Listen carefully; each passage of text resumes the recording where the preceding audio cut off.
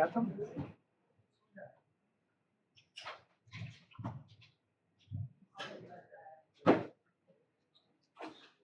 वाक्यकारं वररुचिं भाष्यकारं पतंजलिं पाणिनिं सूत्रकारं च प्रणतोऽस्मि मुनित्रयम्।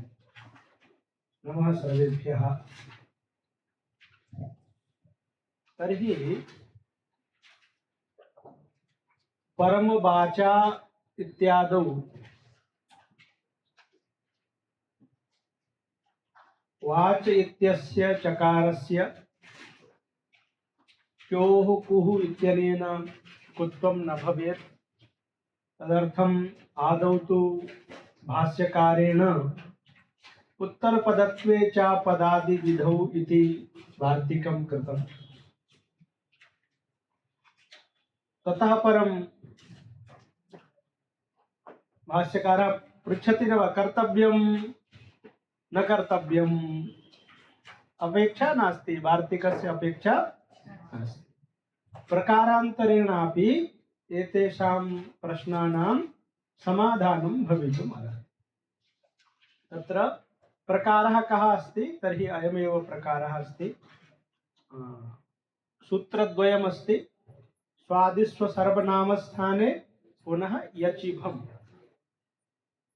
तत्र द्वयोः सूत्रयोः स्थाने त्रीणि सूत्राणि कृतानि। स्वादिषु असर्वनामस्थाने यचिभम्। स्वादिषु इति सूत्रे सूत्रस्य एकः अर्थः यः अस्ति सः अस्त्येव, किन्तु अधुना तत्र असर्वनामस्थाने इति पदं नास्ति। स्वादिषु इति सूत्रस्य अर्थः भवति स्वादिषु कप प्रत्ययावधिषु प्रत्ययेषु परेषु पूर्वं पदसंज्ञं भवति। पुनः तत्र यत् सुबन्तम् अस्ति तदपि पदसंज्ञं भवति। यतोहि तत्रापि अधुना यचिभम् इत्यत्र सुप् इत्यस्य सम्बन्धः कर्तव्यः अस्ति चेत् स्वादिषु इत्यत्रापि भवति। तर्हि कः अर्थः? स्वादिषु प्रत्ययेषु परेषु पूर्वः प्रकृतिभागः पदसंज्ञः स्यात्। तत्र यत् सुबन्तं तदपि पदसंज्ञं स्यात्। एवं च अनेन सूत्रेण सु इत्यतः आरभ्य सुप् पर्यन्तं समे सर्वेषु प्रत्ययेषु परतः पूर्वस्य पदसंज्ञा प्राप्ता न वा? परम वाक् अथवा वाक् वाचौ वाचः वाचं वाचौ वाचः वाचा वाग्भ्यां वाग्भिः सर्वत्रैव पदसंज्ञा अधुना प्राप्ता अस्ति। तर्हि तु वाचौ इत्यत्रापि अधुना क्लेशः अस्ति। वाकौ इति स्यात् कुत्वस्य आपत्तिः अस्ति। तर्हि तदर्थं किं सूत्रं कृतम्? असर्वनामस्थाने। सिद्धान्तकौमुद्यां यथा अस्माभिः पठ्यते तत्र तु प्रसज्य प्रतिषेधः नास्ति, पर्युदासः अस्ति। किन्तु उत्तरपदत्वे च पदादिविधौ इत्यस्य प्रत्याख्यानाय भाष्यकारेण अत्र प्रसज्य प्रतिषेधः स्वीकृतः। अतः असर्वनामस्थाने इत्यस्य अर्थः कः? सर्वनामस्थाने प्रत्यये परे न भवति। किं न भवति? पदसंज्ञा न भवति। सर्वनामस्थाने प्रत्यये परे पूर्वस्य पदसंज्ञा न भवति। सा पदसंज्ञा सुप्तिगन्तं पदम् इत्यनेन वा प्राप्ता भवेत्, यत् स्वादिषु इति सूत्रेण वा प्राप्ता भवेत्। उभाभ्याम् अपि सूत्राभ्यां विधीयमाना पदसंज्ञा अनेन सूत्रेण निषिद्धा भवति। ततश्च अधुना सु औजस् अम् औट् एतेषु प्रत्ययेषु परतः पूर्वस्य पदसंज्ञा न भविष्यति। तत्र यः नयः विद्यते तस्य नयः विधीयमान या पदसंज्ञा अस्ति तत्र अन्वयः भवति। इत्युक्ते क्रियायां न भवति। प्रसज्य प्रतिषेधस्य कुत्र अन्वयः भवति? क्रियायां न भवति। किं न भवति? पदसंज्ञा न भवति। अवगतम्? ततः परम् अधुना तर्हि पंच प्रत्ययेषु परतः पूर्वस्य पदसंज्ञा न भविष्यति, अन्यत्र सर्वत्र पदसंज्ञा प्राप्ता अस्ति, तर्हि परमवाचा इत्यादौ दोषः स्यात्। तदर्थं यचिभम् इति सूत्रे अस्माभिः सुप् इत्यस्य अनुवृत्तिः कृता, स्वादिषु इत्यस्य अनुवृत्तिः आगच्छति, असर्वनामस्थाने इति पदमपि आगच्छति। अत्र तु पर्युदासः एव। ततश्च कः अर्थः?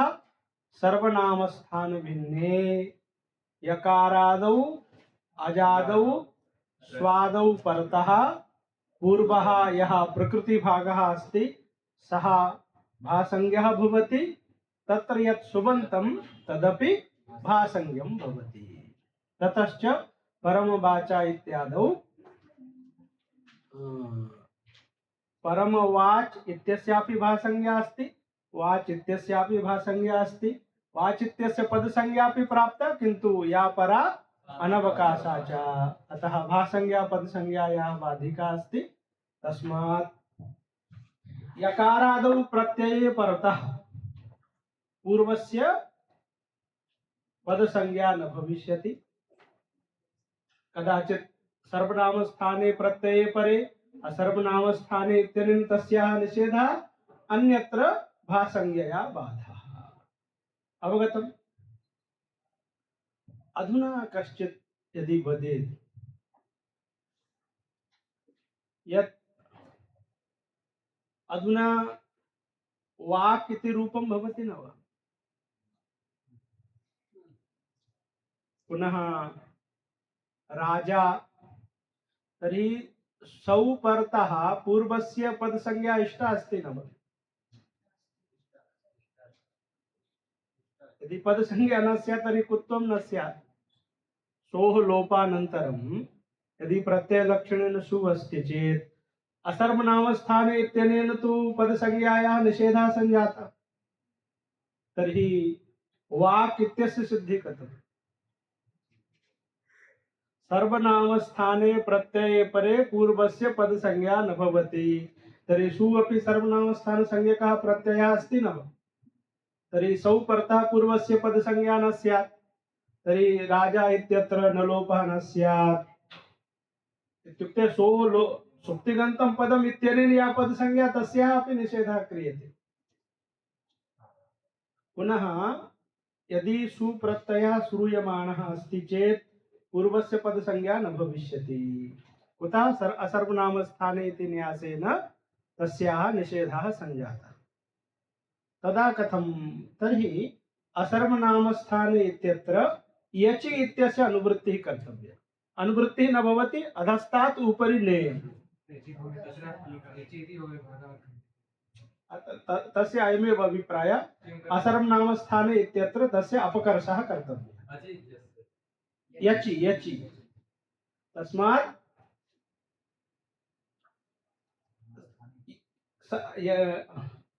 यकारादौ अजादौ सर्वनामस्थाने परे पूर्वं पदं न भवति। अतः यकारादि सर्वनामस्थाने परे पूर्वं पदं न भविष्यति, अजादौ सर्वनामस्थाने परे पूर्वं पदं हलादौ तु भविष्यत्येव। अतः सौ परतः पूर्वस्य पदसंज्ञा भविष्यति। एवं च अधुना कुत्रापि क्लेशः नास्ति। क्वचित् क्लेशः अस्ति वा इत्युक्ते राजन् सु, अत्र सुप्तिगन्तं पदम् इत्यनेन समुदायस्य तु पदसंज्ञा भवति। सुलोपानन्तरम् एकदेशविकृतमनन्यवत् इति न्यायेन पदसंज्ञा अत्र अस्ति। तस्मात् न लोपः प्रातिपदिकान्तस्य इत्यनेन न लोपः सिद्ध्यति, वाक् इत्यादौ कुत्वं सिद्ध्यति। यदि कश्चित् वदेत् सुप्रत्यये श्रूयमाणे सति पूर्वस्य यदि पदसंज्ञा इष्टा कस्यचित् कार्यस्य सम्पादनाय, तदा तु न भविष्यति। तदा यदि एवं किमपि विवक्षितमस्ति, तथा किमपि कार्यम् अस्ति चेत् तदा किं कर्तव्यं? तर्हि तदा असर्वनामस्थाने इत्यत्र यचिभम् इति यत् अनन्तरं सूत्रमस्ति, ततः यचि इति पदस्य अनुकर्षः कर्तव्यः। तदानीं कः अर्थः कर्तव्यः? यकारादौ सर्वनाम स्थाने परे अजादौ च सर्वनाम स्थाने परे पूर्वं पदम न भवति। हलादौ परे तो भविष्यति। अतः श्रूयमाणे सौ पूर्वस्य पद संज्ञा यदि इष्टा तर्हि भवितुम् अर्हति, क्लेशः नास्ति। एवं रीत्या सम्प्रति उत्तरपदत्वे च पदादि विधौ इत्यस्य आवश्यकता अस्ति वा? नास्ति। अतः अनया रीत्या भाष्यकारेण आदौ उत्तरपदत्वे च पदादि विधौ इति वार्तिकम् आरब्धम्, अनन्तरं प्रत्याख्यानं कृतम्। स एव विषयः अधुना अस्ति। वयम् अधुना ग्रन्थं पठामः, तेन ग्रन्थपाठः अपि भविष्यति।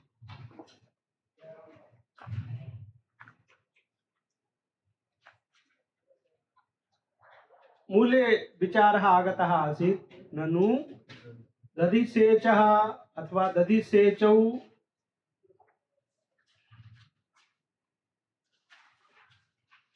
अत्र दधिसेचः इत्यादौ दधिसेच इत्यादौ इति लिखितमस्ति। तर्हि दधिसेच इति पदं द्विवचनान्तम् अस्ति, बहुवचनान्तं वा?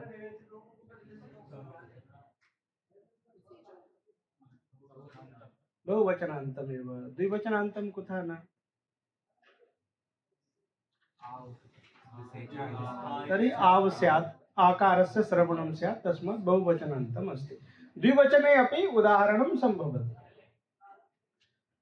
ननु दधिसेचौ इत्यादौ प्राक् सुबुत्पत्तेः समासे षत्वं वारयितुं पदात् आदि पदादि इति पंचमी समासो भाष्ये उक्तः इति मूले आगतमासीत्। तद्विषये अधुना शब्दरत्ने वदति।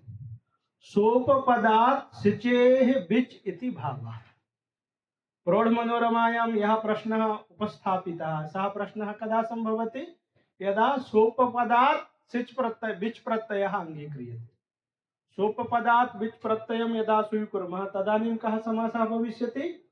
उपपद समासः भविष्यति। उपपद समासः कृदन्तात् सुबुत्पत्तेः प्रागेव भवति। अतः उपपद समासः अस्ति चेत् उत्तरपदस्य पदत्वं प्रत्ययलक्षणेन वक्तुं न शक्यते। अतः पदस्य आदिः पदादिः इति षष्ठी तत्पुरुषः यः सात्पदाद्योः इत्यस्मिन् सूत्रे प्रसिद्धः, तेन षत्वस्य निषेधः न भविष्यति। अतः पंचमी समासः कल्पनीयः। अतः प्रौढमनोरमा ग्रन्थः यः अस्ति सः कदा युज्यते? यदा सोपपदात् सिचेः विच् प्रत्ययः अङ्गीक्रियते तदा।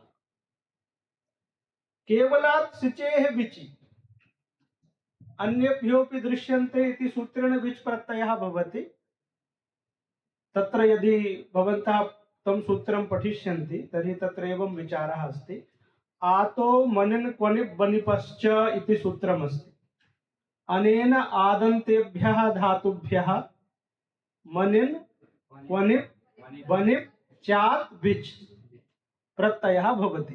तत्र सुप्युपपदे इति अनुवृत्तिः भवति। अतः तेन तु सोपपदात् एव एते चत्वारः प्रत्ययाः विहिताः, पुनः छन्दसि एव भवति। ततः परं किं सूत्रम् आगतम्? अन्येभ्योऽपि दृश्यन्ते। अत्र दृश्यन्ते इति प्रतीकम् उपादाय लिखितं सर्वोपाधि व्यभिचारार्थम्। तेन ये धातवः आदन्ताः न सन्ति तेभ्यः अपि भवति, पुनः सोपपदात् अपि भवति, उपपदं विनापि भवति। अतः केवलात् धातोः अपि विच् प्रत्ययः अन्येभ्योऽपि दृश्यन्ते इति सूत्रेण भवति। पुनः लोके अपि भवति, वेदे अपि भवति। सर्वोपाधि व्यभिचारार्थं तद् दृश्यन्ते इति पदमस्ति। अतः यदि आदौ सिच् धातोः विच् प्रत्ययं विधाय सेच् इति साधितं, ततः परं षष्ठी तत्पुरुषः कृतः। दध्नः सेचौ इति दधिसेचौ। तदा तु लौकिकः विग्रहः कः भविष्यति? दध्नः सेचौ। लौकिकः विग्रहः दधिगस् सेच् औ। समासः समासत्वात् प्रातिपदिक संज्ञा शुभ लुक् दधिसेच। अधुना तु प्रत्ययलक्षणेन पूर्वस्यापि पदत्वम् अस्ति परस्यापि पदत्वम् अस्ति अस्ति न वा? यदा अयं पक्षः अस्ति तदा सत्त्वस्य निषेधः कथं? तर्हि वार्तिकानुसारम् उत्तरपदत्वे च पदादि विधौ इत्यनेन पदादि भिन्न विधौ कर्तव्ये। पदादि भिन्न विधि का अस्ति? सत्व निषेध विधि। सत्व निषेध विधि पदादि विधि अस्ति अथवा पदादि भिन्न विधि अस्ति? पदादि विधि अस्ति। अतः पदादि भिन्ने विधौ कर्तव्ये उत्तर पदस्य पदत्वं यदि संपादनीयम् अस्ति चेत् प्रत्यय लक्षणं न भवति। पदादि विधौ कर्तव्ये तु भवत्येव। अतः दधिसेचौ इत्यत्र सेच इति पदमस्ति, ततश्च तस्य आदिः सकारः अस्ति, तस्य स्थाने आदेश प्रत्ययो इत्यनेन षत्वं प्राप्तं, तस्य सात् पदाद्योः इत्यनेन निषेधः भवति। तर्हि निष्कर्षः कः? अत्र उपपद समासः वा भवेत्, षष्ठी तत्पुरुषः वा भवेत्, दधिसेचौ इत्यत्र षत्वं कदापि न भविष्यति। यदा उपपद समासः तदा पंचमी समासेन सत्वं वारणीयं, यदा षष्ठी समासः तदा षष्ठी समासेन वारणीयम्। अवगतम्? समझ में आया ना? किम किम नावगतम्?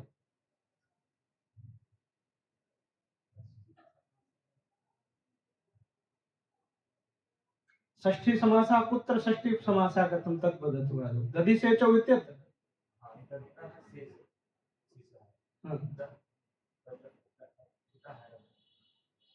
इतः इत्युक्ते सेच शब्दः साधितः। सेच इत्यस्य कः अर्थः अधुना? सेचन कर्ता। कस्य? तर्हि दधि संबंधी सेचन कर्ता इति अर्थः विवक्षितः अस्ति। तर्हि षष्ठी तत्पुरुषः दधनः सेचौ तादृशौ द्वौ जनौ स्तः ययोः दधनः सेचः क्रियते। संबंध सामान्य षष्ठी अस्ति। अतः षष्ठी तत्पुरुषे कोऽपि क्लेशः नास्ति। केवलात् धातोः विच प्रत्यये अपि क्लेशः नास्ति। सोपपदात् सिच् क्रियते तदानीमपि षत्वस्य निषेधः, षष्ठी तत्पुरुषः क्रियते तदानीमपि षत्वस्य निषेधः। यथा समासस्य प्रकारद्वयं तथैव षत्वस्य वारणाय अपि प्रकारद्वयम्। अवगतम्? नावगतम्? किं किं नावगतं तद्वदतु।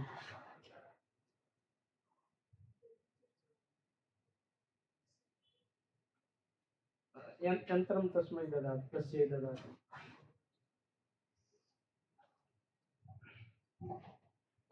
षत्वस्य निषेधः अत्र कथं? दधनः सेचौ इति विग्रहः अस्ति। अस्मिन् विग्रहे षष्ठी तत्पुरुषः सम्पन्नः। अनन्तरं दधि सेचौ इति प्रयोगः अस्ति। दधि इत्यत्र इकारः अस्ति न वा? इकारः इण् प्रत्याहारे वर्तते न वा? तस्मात् परः कः वर्णः अस्ति? वर्णः कः? सकारः। सकारः अस्ति न वा? सः सकारः आदेशरूपः अस्ति। आदौ धातुः या अस्ति सिञ्च, तत्र तु मूर्धन्यः सकारः अस्ति। धात्वादेः शः सः इत्यनेन तस्मात् सेच इत्यत्र यः सकारः सम्प्रति श्रूयते सः कीदृशः अस्ति? आदेशरूपः अस्ति। अतः दधि सेचौ इत्यत्र आदेश प्रत्ययो इत्यनेन मूर्धन्यः सकारः प्राप्तः। तस्य निषेधः कर्तव्यः अस्ति। निषेध विधायकं सूत्रं किं? सात् पदाद्योः। तस्य कः अर्थः? सातेः सकारस्य पदस्य आदेः सकारस्य च न भवति। तर्हि दधि सेचौ इत्यत्र सेच इति पदमस्ति। कथं? प्रत्ययलोपे प्रत्ययलक्षणम्। समासात् प्राक् या विभक्ति आगता आसीत् सा समासे सति लुप्ता, किन्तु प्रत्ययलक्षणेन विद्यते न वा? अतः सेच् इति पदम् अस्ति, तस्य आदिः यः सकारः अस्ति तस्य स्थाने षत्वं न भविष्यति। इदं न अवगतम्? तर्हि अयमेव अभिप्रायः।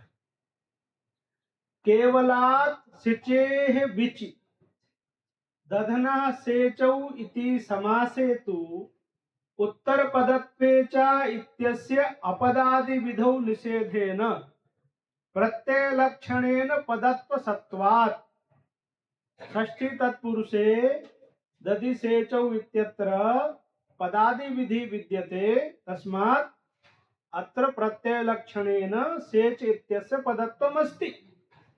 अतः पदस्य आदिः इति पक्षे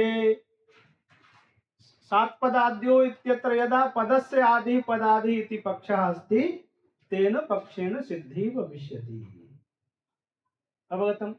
इदानीं यदा प्रत्याख्यानपक्षः तस्मिन् पक्षेपि अपदादो इति निषेधः तस्मिन् पक्षे इत्युक्ते तत् सर्वमपि उच्यते। तर्हि अवगतम् इदम्? पंचमी तत्पुरुष पक्षो वा भवेत्, षष्ठी तत्पुरुषो वा भवेत्, सोपपदात् सिच भवेत्, केवलात् वा सिच भवेत्, दधि सेचौ इत्यत्र कुत्रापि सत्वं न भवति। हाँ, अधुना प्रश्नः अस्ति यत् सोपपदात् सिचेः विच इति उक्तम्, किन्तु कैयटेन तन्नाङ्गीक्रियते। कैयटाः वदन्ति सोपपदात् सिचेः विच इत्युक्ते सोपपदात् धातोः लोके विच प्रत्ययः न भवति, अनविधानम् अस्ति। सोपदात् धातोः लोके विच प्रत्ययः न भवति। कुतः? तर्हि तैः उक्तम् अनविधानात्। आतो मनिन् क्वनिप् बनिपश्च इति सूत्रमस्ति, तत्र छन्दसि अस्ति। तेन सूत्रेण छन्दसि एव सुपि उपपदे धातोः विच प्रत्ययः क्रियते। अतः सोपपदात् विहितः यः विच अस्ति सः तु छान्दसः अस्ति। अन्येभ्योऽपि दृश्यन्ते इत्यनेन यः विच प्रत्ययः भवति सः केवलात् धातोः भवति, सोपपदात् धातोः न भवति। तैः उक्तम् अस्मिन् सूत्रे सुप्युपपदे इति पदस्य अनुवृत्तिः न भवति। अतः केवलात् धातोः एव विच प्रत्ययः लोके प्रसिद्धः अस्ति, सोपपदात् धातोः विच प्रत्ययः लोके प्रसिद्धः नास्ति। ततश्च दधिसेचौ अधुना उपपद समासः न भविष्यति। केवलात् धातोः एव विच प्रत्ययः आदौ कर्तव्यः। ततश्च उपपद समासः भवितुं नार्हति। कः समासः भविष्यति? षष्ठी तत्पुरुषः।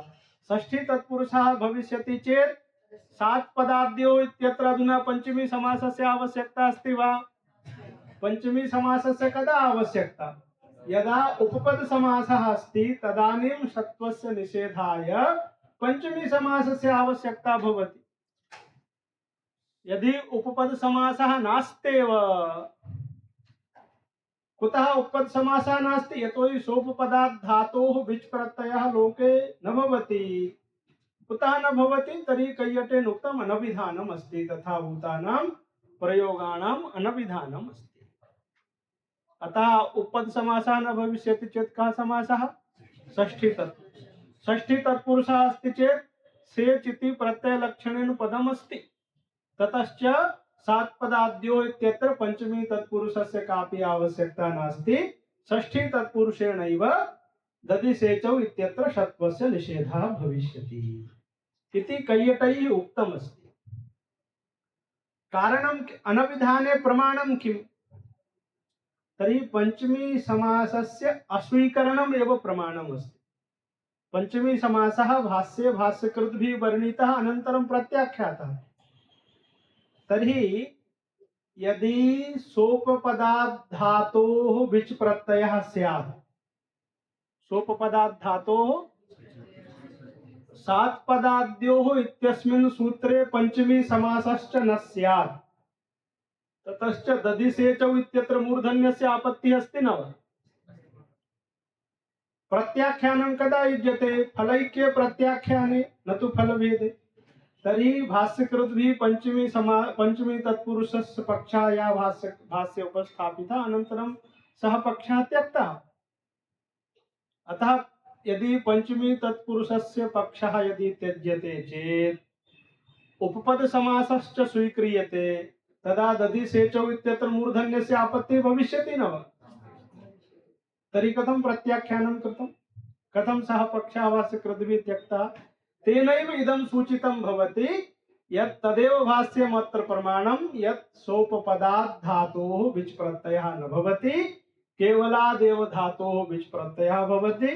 ततश्च षष्ठी तत्पुरुषः एव भविष्यति, उपपद समासः न भविष्यति। तेन सेच् इति पदमस्ति। ततश्च पदस्य आदिः पदादिः इति षष्ठी तत्पुरुषेणैव सत्वस्य निषेधः भविष्यति इति कैयटैः तत्र आशयः दर्शितः। अतः मूले यत् भट्टोजी दीक्षितेन उक्तं तस्य वस्तुतः आवश्यकता नास्ति। उपपद समासः नैव भवति, उपपद समासः नैव भवति। ततश्च पंचमी तत्पुरुषस्य आवश्यकता नास्ति। ततश्च रामेषु इत्यत्र अधुना केनापि सूत्रेण सत्वस्य निषेधः प्राप्तः अस्ति वा? तर्हि अत्र सत्वं भवेत् तदर्थम् ये उपायाः मूले दर्शिताः सन्ति तेषाम् आवश्यकता नास्ति। पंचमी तत्पुरुषः स्वीक्रियते चेत् सः सर्वोऽपि पक्षः अपेक्षितः, किन्तु न स्वीक्रियते चेत् आवश्यकता नास्ति। लोके प्रयोगः अस्ति तादृशं न दृश्यते। न दृश्यते। एवं यदि विवक्षा भवेत् चेत् अनभिधानमस्ति चेत् विवक्षा भवतां भवतु नाम, किन्तु न भविष्यति। बहुत्र एवं वदति न वा? एवं आचारे क्युप् न भवति कुतः अनभिधानात्, बहुत्र टीकायाम् एवम् आगच्छति। तस्मात् कैयटैः एवं निर्णयः दत्तः अस्ति यत् अनभिधानात् सोपपदात् धातोः विच् प्रत्ययः न भवति, अपितु केवलात् धातोः एव भवति। अतः षष्ठी तत्पुरुषः एव दधिसेचौ इत्यत्र भविष्यति, उपपद समासः न भविष्यति। ततश्च पंचमी तत्पुरुषस्य आवश्यकता नास्ति। कुत्र? सात् पदाद्योः इत्यत्र। अधुना इदम् अवगतम्। किन्तु कुत्र?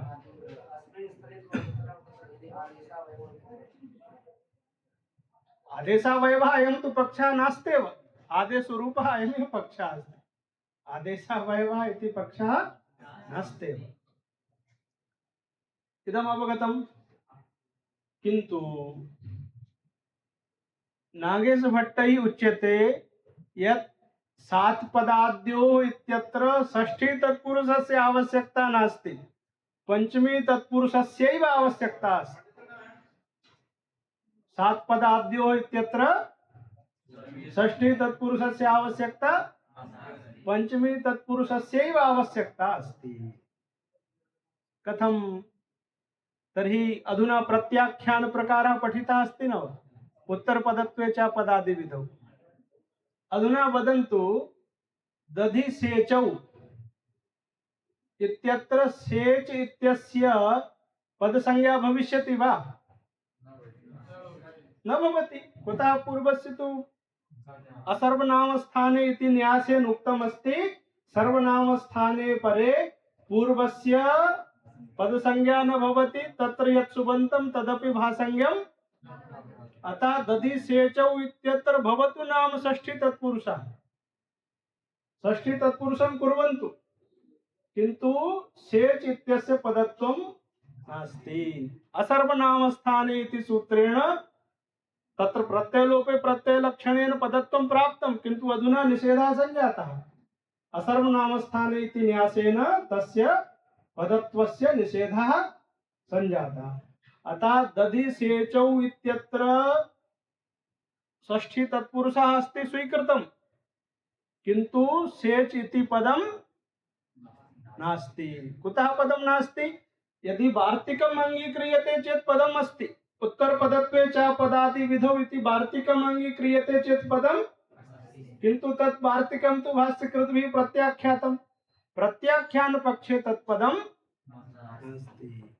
पदम नास्ति चेत पदस्य आदिः पदादिः पदस्य आदेः सकारस्य सत्वं न भवति। दधिसेचौ इत्यत्र पदस्य आदिः सकारः अस्ति वा? तर्हि सत्वस्य निषेधः न स्यात्। तर्हि मूर्धन्यः सकारः अत्र स्यात्, किन्तु मूर्धन्यः सकारः इष्टः अस्ति वा? मूर्धन्यः सकारः इष्टः नास्ति चेत् अधुना कथं वारणम्?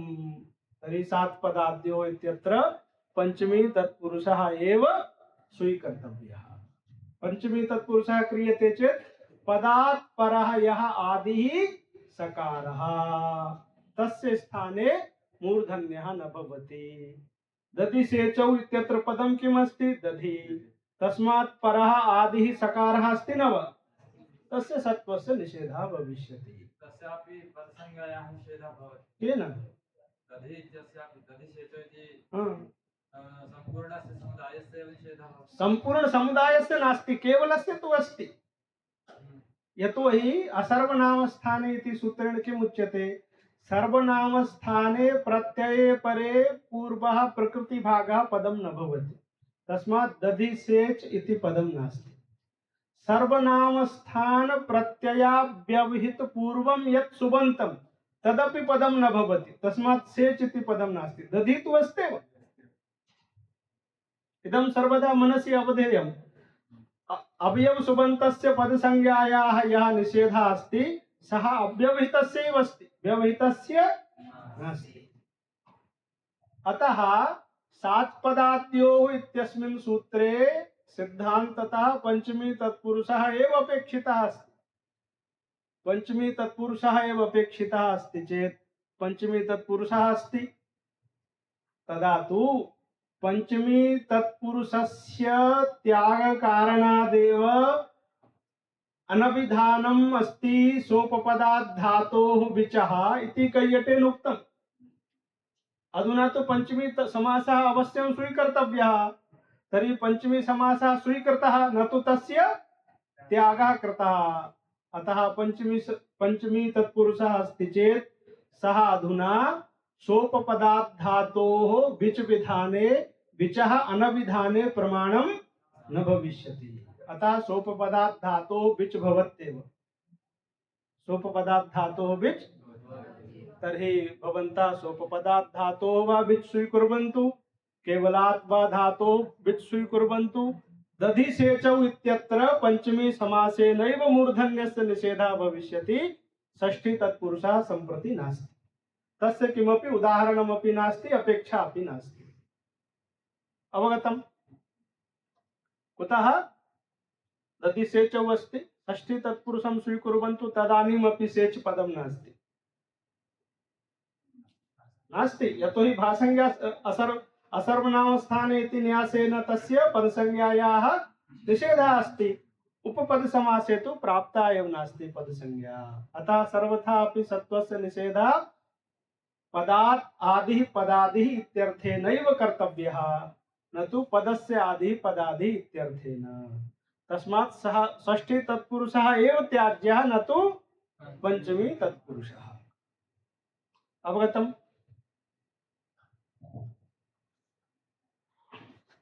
शोधच्छात्रैः अवगतम्? भवन्तः त्रयः अपि शोधच्छात्राः? भवत्सु एकः एव शोधच्छात्रः, द्वौ स्तः।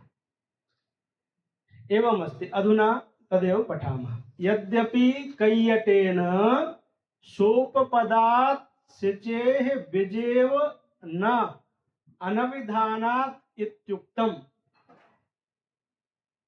तथापि यचिभम् इत्यत्र सुप्तिगन्तम् इत्यतः सुप् इति अनुवर्त्य यजादौ असर्वनाम स्थाने तत्प्रकृतिः भासंज्ञा भवति। यजादि असर्वनाम स्थान परम सुबन्तं यदस्ति तदपि भासंज्ञं भवति। तेन सुवाचा इत्यादौ न कुत्वम्। इदम् अवगतं न वा? यचिभम् इत्यस्य अर्थः कः अस्ति? यजादौ असर्वनाम स्थाने परे तत्प्रकृतिः भासंज्ञा भवति। यजादि असर्वनाम स्थान परम यत् सुबंतम तदपि एवं च सुवाच आ अत्र सुवाच इदमपि भासंज्ञम अस्ति वाच इदमपि अतः चोः कुः इत्यनेन कुत्वं न भवति सुवाचा इत्यादौ कुत्वं न अत्र प्रकृतेः संज्ञा सुवाच इत्यस्य या भासंज्ञा अस्ति सा प्रधान शिष्टा सूत्रस्य द्वौ अर्थौ उक्तौ न वा एकः मुख्यः अर्थः अस्ति एकः अमुख्यः अर्थः अस्ति तत्र प्रकृतेः संज्ञा प्रधान शिष्टा अवयव सुबन्तस्य तु अनुवाचय सुबन्तस्य तु अनुवाचय शिष्टा इत्युक्ते अप्रधानेन तस्याः अपि निषेधः तस्यापि भासंज्ञा विधीयते अवगतम् तेन किं जातम् सुवाचा परम वाचा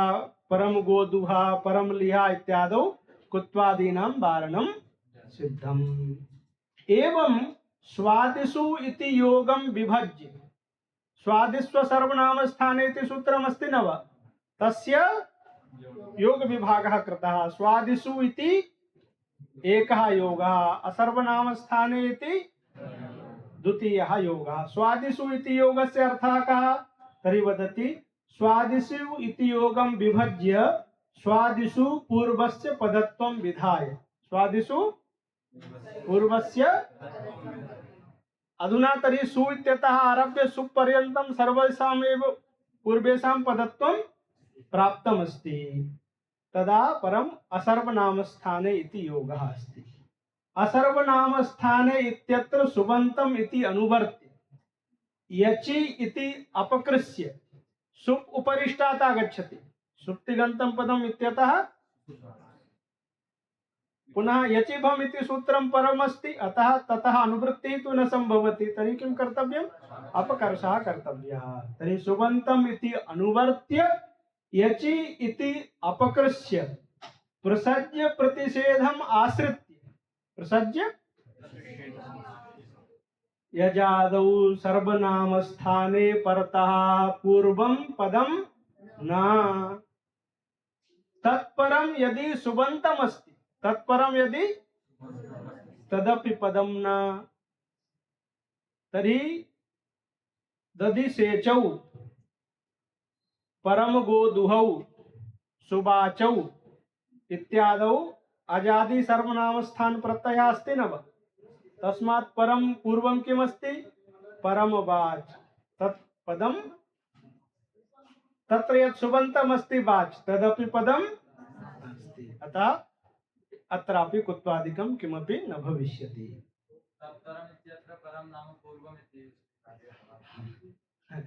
तत्परम् इत्यत्र बहुब्रीहि समासः सः परः यस्मात् इति तत्परं सर्वनाम स्थान प्रत्ययः परः यस्मात् सः तत्परः तर्हि परम वाचौ इत्यत्र तत्परः कः अस्ति वाच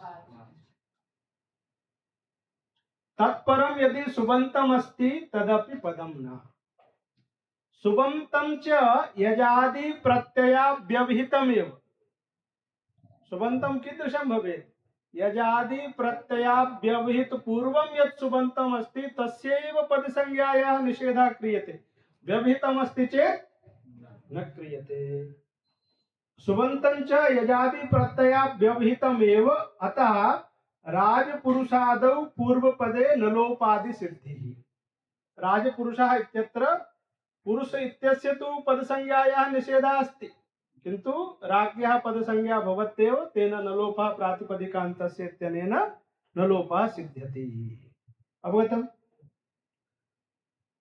तत्र अधुना असर्वनाम स्थाने इति सूत्रेण किं क्रियते पदसंज्ञायाः निषेधः क्रियते केन सूत्रेण विधीयमानायाः पदसंज्ञायाः तर्हि सुप्तिगन्तं पदम् इति सूत्रेण विधीयमानायाः स्वादिषु इति सूत्रेण च विधीयमानायाः पदसंज्ञायाः निषेधः क्रियते तदेव वदति तत्र समुदायस्य स्वादिषु इति प्राप्ता परमवाचौ अत्र परमवाच इति समुदायस्य केन सूत्रेण पदसंज्ञा प्राप्ता अस्ति स्वादिषु इति सूत्रेण प्राप्ता अस्ति कुतः अधुना तस्मिन् सूत्रे असर्वनामस्थाने इति नास्ति। स्वादिषु इति एकः योगः, सर्वनामस्थाने इति अपरः योगः। अतः स्वादिषु इत्यस्य अर्थः कः? स्वादिषु प्रत्ययेषु परेषु पूर्वं पदं भवति। अतः परमवाच औ इत्यत्र परमवाच इति समुदायस्य केन पदसंज्ञा प्राप्ता? स्वादिषु इति सूत्रेण प्राप्ता, तस्याः निषेधः संजातः। तद घटकस्य वाच इत्यस्य पदसंज्ञा केन प्राप्ता? प्रत्ययलक्षणम् आश्रित्य सुप्तिगन्तम् इत्यनेन प्राप्ता, तस्याः अपि निषेधः। तदेव वदति तत्र स्वादिषु, तत्र समुदायस्य स्वादिषु इति प्राप्ता, अवयवस्य सुबन्तम् इति प्राप्ता। सुबन्तम् इति प्राप्ता इत्युक्ते सुप्तिगन्तं पदम् इति सूत्रेण सुबन्तम् आश्रित्य प्राप्ता अस्ति। उभयोः अपि निषेधः असर्वनामस्थाने इति न्यासेन क्रियते। श्रूयमाणे सौ पूर्वस्य पदसंज्ञा इष्टैव। सौ तु पदसंज्ञा इष्टा अस्ति, अतएव यच इत्यस्य अपकर्षः कृतः। अतः सौ परतः पूर्वस्य पदसंज्ञायाः निषेधः नास्ति। येन प्राप्ता अस्ति तेन भवतु, अस्माकं कोऽपि क्लेशः नास्ति, कस्मिंश्चिदपि प्रयोगे दोषः नास्ति। तेन सुवाचा इत्यादि सिद्धिः। सुवाचा इत्यादि प्रयोगाणां, सुवाचौ इत्यादि प्रयोगाणां समेषामपि सिद्धिः भवति। उत्तरपदत्वे च अनेन च प्रकारेण उत्तरपदत्वे च पदादिविधौ इत्यस्य प्रत्याख्यानं कृतम्। एवं च सम्प्रति दधना सेचौ इति षष्ठी तत्पुरुषेऽपि, दधना सेचौ इति दधि सेचौ इति अवस्थायां सेच इत्यस्य पदत्वम् अस्ति वा? नास्ति। प्रत्याख्यान पक्षे पदत्वम्। अतः अत्र सत्वस्य निषेधः कथं कर्तव्यः? पंचमी तत्पुरुषेण कर्तव्यः। दधनः सेचौ इति षष्ठी तत्पुरुषेऽपि षत्व निषेधाय पंचमी समासस्य आवश्यकत्वम् अस्ति। पंचमी समासः आवश्यकः इति अनभिधाने नामानम्। यद्यपि कैयटेन उक्तं तथापि कैयटेन किम् उक्तं? सोपपदात् सिचेः विच न भवति अनभिधानात्। अनभिधाने प्रमाणं किं दत्तं? पंचमी तत्पुरुषस्य त्यागः। अधुना पंचमी तत्पुरुषः आगत्य आपतितः अस्ति। पंचमी तत्पुरुषः स्वीकर्तव्यः एव, तस्य त्यागः कर्तुम्। अतः अनभिधाने सम्प्रति किमपि प्रमाणं न लभ्यते, तस्मात् सोपपदात् सिचेः अपि विच स्वीकर्तुं शक्यते। ततश्च प्रौढमनोरमायां मूले यः पक्षः उत्थापितः सः साधुरेव। अवगतम्? आवश्यकः इति अनभिधाने न मानम् इति तत्तात्पर्यम्। तत्तात्पर्यम् इत्युक्ते मूलकर्तुः तात्पर्यम् अस्ति। भट्टोजी दीक्षितेन तु उपपद समासः स्वीकृतः अस्ति न वा? तत्रैव कश्चित् वदेत् कथम् उपपद समासः कैयटैः तु सोपपदात् धातोः विच नाङ्गीक्रियते, तर्हि उपपद समासः कैयटेन भट्टोजी दीक्षितैः कथं प्रतिपादितः? तर्हि भट्टोजी दीक्षितानाम् अयम् अभिप्रायः अस्ति। भट्टोजी दीक्षिताः नालुम्ताङ्गस्य इति सूत्रस्य महाभाष्यं पठित्वा लिखितवन्तः। तस्य अयमेव सारः अस्ति यत् पंचमी तत्पुरुषः एव आवश्यकः अस्ति, ततश्च अनभिधाने किमपि प्रमाणं नास्ति। अतः सोपपदात् सिचेः विच भवितुम् अर्हति। ततश्च दधि सेचौ इत्यत्र षत्वनिषेधाय पंचमी समासः अवश्यम् आश्रयणीयः। ततश्च रामेषु इत्यत्रापि तेन समासेन षत्वस्य निषेधः स्यात्। तदर्थम् अस्माभिः का कल्पना कर्तव्या? सातिग्रहणेन यत्र स्वादिषु सर्वनाम स्वादिषु इति योग विभागेन पद संज्ञा भवति, तं पदम् आश्रित्य अयं निषेधः न प्रवर्तते। सुप्तिगन्तं पदम् इत्यनेन यस्य पद संज्ञा अस्ति, तस्मात् पदात् परस्य आदेः सस्य सत्वं न भवति। स्वादिषु इति सूत्रेण यस्य पद संज्ञा अस्ति, तस्मात् पदात् परस्य यदि सत्वस्य निषेधः प्राप्तः अस्ति चेत् सः निषेधः न भवति। अवगतम्? एवं अभिप्रायः अस्ति। अयम् अभिप्रायः ज्ञातः। प्रत्येकं सूत्रस्य अर्थः कः तद् यदि मनसि विचिन्त्य भवन्तः यदि चिन्तयन्ति चेत् ज्ञातुं शक्यते, तथा कोऽपि अधिकः क्लेशः नास्ति। प्रत्याख्याने पंचमी समासे बहुसेचौ इत्याद्यर्थं बहुच पूर्वस्य सत्वं नेति वचनं कार्यम्। अधुना एकः दोषः अस्ति। परमवाचौ दधिसेचौ अत्र तु कोऽपि क्लेशः नास्ति, किन्तु एकः प्रयोगः अस्ति बहुसेचौ, बहुच प्रत्ययः अस्ति न वा?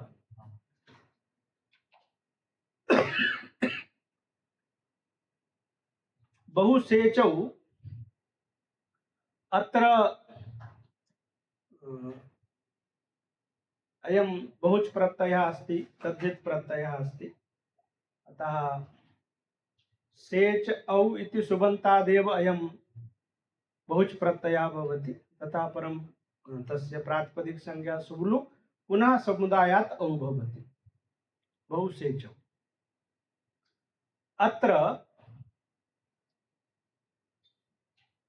दधिसेचौ इत्यत्र कुत्वस्य वारणम् उत्तरपदत्वे च पदादिविधौ इति वार्तिकेनापि कर्तुं शक्यते, वार्तिक प्रत्याख्यान पक्षे अपि कर्तुं शक्यते।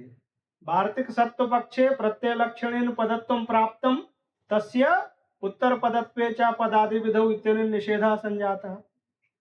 वार्तिकं यदा प्रत्याख्यातं तदा दधिसेचौ इत्यत्र सेच पदमेव नास्ति।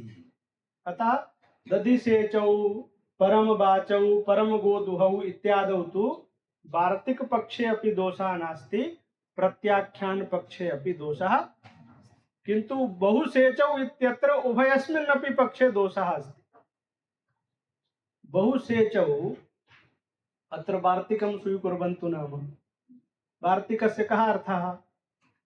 पदादि भिन्ने विधौ उत्तरपदस्य पदत्वे कर्तव्ये प्रत्ययलक्षणं न। अयमेव अर्थः अस्ति न वा? तर्हि बहुसेचौ इत्यत्र सेच इति उत्तरपदं नास्ति। उत्तरपदं कुत्र भवति? यत्र समासः। समासे उत्तरपदं समासस्य चर्मावयवे रूढम्। अत्र तु समासः नास्ति, तद्धित् वृत्तिः अस्ति। अतः बहुसेचौ इत्यत्र सेच इति उत्तरपदं नास्ति। अतः उत्तरपदस्य पदत्वे कर्तव्ये प्रत्ययलक्षणस्य निषेधः क्रियते। अत्र तु उत्तरपदं नास्ति, तर्हि प्रत्ययलक्षणं प्राप्तमस्ति, तस्य निषेधः न भविष्यति। एवं च बहुसेचौ इत्यत्र तु उत्तरपदत्वे च पदादिविधौ इति वार्तिकस्य पक्षे अपि कुत्वस्य आपत्तिः अस्ति न वा?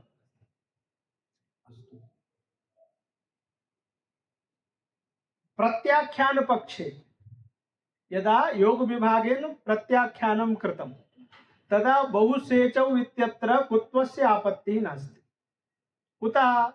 अस्माभिः किम् उक्तमस्ति? सर्वनाम स्थाने प्रत्यये परे पूर्वः भागः पदसंज्ञा न भवति। तत्र यत् सुबन्तम् अस्ति तदपि पदसंज्ञं न भवति। तर्हि बहुसेचौ इत्यत्र औ इति प्रत्यये परे बहुसेच इत्यस्यापि पदसंज्ञा नास्ति। अत्र यद् सुबन्तम् अस्ति सेच तदपि पदसंज्ञं। अतः कुत्वस्य प्राप्तिः तु नास्ति, किन्तु षत्वस्य प्राप्तिः अस्ति। सात्पदाद्योः इत्यस्य कः अर्थः? अधुना तत्र पंचमी तत्पुरुषः एव अस्ति, षष्ठी तत्पुरुषः तथा पदात् परः यः आदिः सकारः तस्य सत्वं न भवति। तर्हि बहुसेचौ इत्यत्र बहु इति पदमस्ति वा? प्रत्ययः अस्ति, अतः पदात् परः अत्र आदिः सकारः नास्ति। एवं च बहुसेचौ इत्यस्मिन् प्रयोगे उत्तरपदत्वे च पदादिविधौ इति वार्तिकं यदा अङ्गीक्रियते तदा कः दोषः प्राप्तः अस्ति? कुत्वं प्राप्तम्। किं प्राप्तमस्ति? कुत्वं प्राप्तम्। सत्वस्य वारणं भविष्यति तस्मिन् पक्षे। कुतः सत्वं तु पदादिविधि अस्ति, अतः पदादिविधौ कर्तव्ये प्रत्ययलक्षणं भविष्यति। अतः पदादेः पदस्य आदेः सकारस्य सत्वस्य निषेधः भविष्यति। अतः बहुसेचौ इत्यत्र उत्तरपदत्वे च पदादिविधौ इति वार्तिकस्य सत्वदशायां कः दोषः प्राप्तः अस्ति? कुत्वरूपः दोषः प्राप्तः अस्ति। तस्य वारणं वार्तिकेन भवितुम् अन्येषां समेषां दोषानां वारणं जातं। दधिसेचौ इत्यत्र कोऽपि दोषः नास्ति, किन्तु बहुसेचौ इत्यत्र कुत्वस्य प्राप्तिः अस्ति। प्रत्याख्यान पक्षे कुत्वं न प्राप्तम्। कुतः? बहुसेचौ इत्यत्र सेच इत्यस्य अधुना पदसंज्ञा कथमपि कर्तुम्, अतः पदत्वाभावे कुत्वं न भविष्यति, किन्तु सत्वं प्राप्तम्। अतः उभयस्मिन्नपि पक्षे अत्र तु दोषः अस्त्येव। वार्तिकं वा स्वीकुर्वन्तु, वार्तिकस्य प्रत्याख्यानं वा स्वीकुर्वन्तु। तर्हि बहुसेचौ इत्यत्र प्रत्याख्यान पक्षः यदा अंगीक्रियते तदा इतोपि एकं वार्तिकं कर्तव्यं भवति। तदेव बहुच पूर्वस्य सत्वं न इति वचनम् अपूर्वम् अस्माभिः अवश्यं स्वीकर्तव्यम्। किं स्वीकर्तव्यम्? इदं कदा? प्रत्याख्यान पक्षे। वार्तिक सत्व पक्षे किं स्वीकर्तव्यं? तर्हि वार्तिक सत्व पक्षे बहुच पूर्वस्य च अपदादि विधौ न, बहुच पूर्वस्य च बहुच पूर्वस्य पदादि भिन्ने विधौ प्रत्ययलक्षणस्य निषेधः भवति इति वक्तव्यम्। बहुच पूर्वस्य पदादि भिन्ने विधौ प्रत्ययलक्षणस्य, तर्हि बहुसेचौ इत्यत्र बहुच पूर्वकः सेच शब्दः अस्ति न वा? तस्य पदत्वं प्राप्तमस्ति प्रत्ययलक्षणेन, तस्य निषेधः संजातः। एवं च बहुसेचौ इत्यत्र वार्तिक सत्वपक्षे कुत्वस्य निवारणाय पृथक् एकं वचनं कर्तव्यं भवति। किं वचनं? बहुच पूर्वस्य च अपदादि विधौ न। बहुच पूर्वस्य च, अस्य कः अर्थः भविष्यति? बहुच पूर्वस्य पदादि भिन्ने विधौ पदत्वे कर्तव्ये प्रत्ययलक्षणं न भवति। अस्मिन् वार्तिके उत्तरपद शब्दः नास्ति। कुतः? दोषः कुतः आगतः? वार्तिके उत्तरपदम् आसीत्, अतएव दोषः आगतः। अधुना तथा वार्तिकं कृतं यत्र उत्तरपद शब्दः नास्ति। तर्हि वार्तिकद्वयं स्वीकर्तव्यम्। उत्तरपदत्वे च पदादि विधौ, बहुच पूर्वस्य च पदादि विधौ न। उत्तरपदत्वे च पदादि विधौ इत्यस्य कः अर्थः? पदादि भिन्ने विधौ उत्तरपदस्य पदत्वे कर्तव्ये प्रत्ययलक्षणं न भवति। तेन परमवाचौ परमवाचा इत्यादौ दोषस्य वारणं जातम्।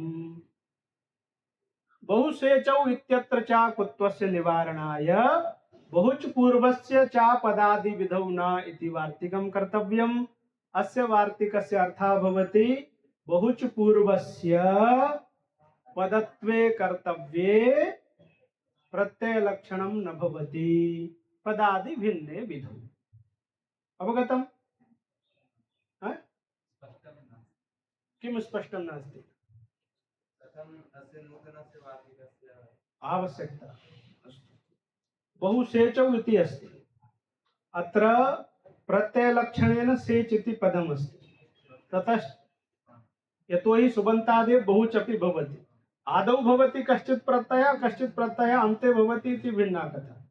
तर्हि एवं मनसि चिन्तयतु, बहुसेचौ इत्यत्र सेच इति प्रत्ययलक्षणेन सुबन्तम् अस्ति, अतः तस्य सुप्तिगन्तं पदम् इत्यनेन पदसंज्ञा प्राप्ता भवति च। ततश्च चोः इत्यनेन किं भविष्यति? तर्हि बहुसेकौ इति स्यात्। इष्टं किम् अस्ति? तर्हि अत्र कथं वारणम्? उत्तरपदत्वे च पदादि विधौ इत्यनेन प्रत्ययलक्षणस्य निषेधः न भविष्यति। कुतः? अनेन तत्रैव भवति यत्र उत्तरपदं भवेत्, अत्र तु उत्तरपदं नास्ति।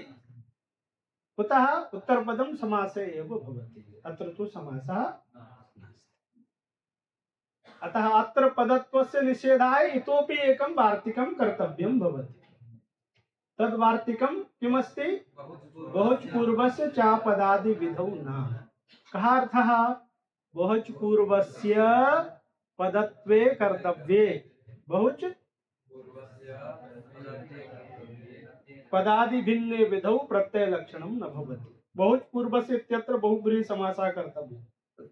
बहुच पूर्वः यस्मात्, तर्हि बहुसेचौ इत्यत्र बहुच कस्मात् पूर्वः अस्ति? सेच। अतः बहुच पूर्वस्य सेच इत्यस्य पदादि भिन्ने विधौ पदत्वे कर्तव्ये प्रत्यय लक्षणं न भविष्यति। अतः कुत्वे कर्तव्ये प्रत्यय लक्षणं षत्वस्य निषेधे कर्तव्ये तु भविष्यत्येव। अतः बहुसेचौ इत्यत्र कुत्वमपि न भविष्यति, षत्वमपि न भविष्यति। यदा प्रत्याख्यान पक्षः स्वीक्रियते तदा बहुसेचौ इत्यत्र कुत्वस्य आपत्तिः तु नास्ति। यतोहि सर्वनाम स्थाने परे पूर्वस्य पदसंज्ञा न भवति। पूर्वं यत् सुबन्तम् अस्ति तस्यापि पदसंज्ञा। अतः बहुसेचौ इत्यत्र सेच इति यद्यपि सुबन्तम् अस्ति किन्तु तस्य पदसंज्ञा न भविष्यति। असर्वनाम स्थाने इति न्यासेन तस्याः निषेधः संजातः अस्ति। अतः कुत्वं तु न प्राप्तं किन्तु षत्वस्य निषेधोऽपि न प्राप्तः। कुतः सत्वस्य निषेधः न प्राप्तः? प्रत्याख्यान पक्षे सात पदाद्यो इत्यत्र पंचमी तत्पुरुषः एव स्वीकार्यः अस्ति। तदा कः अर्थः? पदात् परस्य आदेः सस्य षत्वं न भवति। बहुसेचौ इत्यत्र बहु इति पदम्। अतः प्रत्याख्यान वा पक्षः भवतु वार्तिक स्वीकार पक्षो वा भवतु उभयत्रापि एकम् एकं वचनं कर्तव्यं भवत्येव। भाष्ये इदं सर्वमपि अस्ति। तदेव वदति प्रत्याख्याने इत्यस्य केन साकं सम्बन्धः अस्ति? वार्तिके। उत्तरपदत्वे च पदादि विधौ इत्यस्य वार्तिकस्य प्रत्याख्याने पंचमी समासे च सति। कुत्र पंचमी समासे सति? सात पदाद्यो इत्यत्र पंचमी समासे च सति बहुसेचौ इत्याद्यर्थम। बहुसेचौ इत्यत्र मूर्धन्यः शकारः यथा न स्यात् तदर्थं बहुच पूर्वस्य षत्वं न इति वचनं कार्यम्। तर्हि कश्चित् वदिष्यति अयम् अतिरिक्तः प्रयासः अस्मिन् पक्षे अस्ति, तस्मात् प्रत्याख्यान पक्षः एव न स्वीकर्तव्यः अपितु वार्तिकं स्वीकर्तव्यं। तथा वदति एवं नास्ति, उभयत्रापि एकं वचनम् अतिरिक्तं स्वीकार्यम् एव अस्ति। वार्तिकारंभे, वार्तिका कस्य वार्तिकस्य आरंभे? उत्तरपदत्वे च पदादि विधौ इति वार्तिकस्य आरंभे तत्रैव इत्युक्ते बहुसेचौ इत्यत्र कुत्ववारणाय बहुच पूर्वस्य च पदादि विधौ न इतिवत्। तस्मात् उभयत्रापि एकः प्रयासः अतिरिक्तः कर्तव्यः अस्ति। फलं समानम् अस्ति, अतः वार्तिक पक्षः वा भवेत् प्रत्याख्यान पक्षः वा भवेत्, अस्माकं कोऽपि क्लेशः नास्ति। तर्हि किं स्वीकार्यं? प्रत्याख्यान पक्षे उत्तरपदत्वे च पदादि विधौ इति अतिरिक्तस्य आवश्यकता न भवति। सूत्राणि तु अस्माकं सन्त्येव। स्वादिष्व सर्वनामस्थाने इति सूत्रमस्त्येव, यचिभम् इति सूत्रमस्त्येव। किं कर्तव्यमस्ति? योः विभागः कर्तव्यः अस्ति, तावदेव। अतः प्रत्याख्यान पक्षः एव आश्रयणीयः।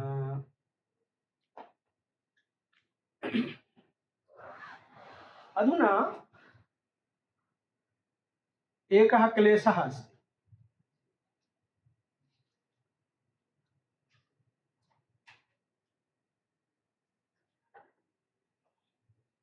परमदण्डिनौ इति प्रयोगः पठितः अस्ति न वा?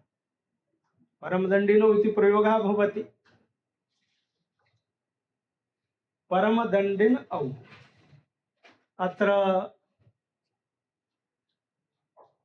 वार्तिकं नास्ति, प्रत्याख्यानं किमपि नास्ति, तदा कश्चित् दोषः प्रसक्तः अस्ति। कः दोषः प्रसक्तः? तर्हि अत्र दण्डिन् इति पदमस्ति, पदमस्ति न वा प्रत्ययलक्षणेन पुनः नान्तं पदमस्ति तर्हि नान्तं यत् पदं तस्मात् परस्य अचः गमुडागमः स्यात्। तर्हि गमुटः आपत्तिः अस्ति न वा? अत्र गमुटः वारणम् उत्तरपदत्वे च पदादिविधौ इति वार्तिकेन न सम्भवति। कुतः? उत्तरपदस्य यदा कार्यत्वम् अस्ति, उत्तरपदस्य यदा कार्यत्वम् अस्ति अर्थात उत्तरपदस्यैव यदा किमपि कार्यं कर्तव्यं भवति तदानीमेव तेन वार्तिकेन पदत्वस्य निषेधः कर्तव्यः अस्ति।